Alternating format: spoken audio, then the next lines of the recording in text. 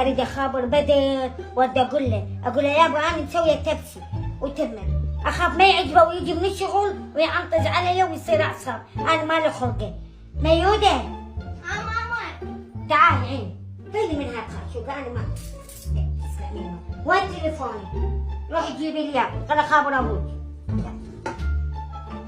ربي اشوف ايه حبيبي ايه قلبي همزين اخابر ابوك اشوف اشيلي اشوف شو اسوي لاكل والله خبصني ابوك. اهو هم دقت بدريه ما تقولي ايش تردين انتي ما تملين. الو ها يابا بدر شلونك؟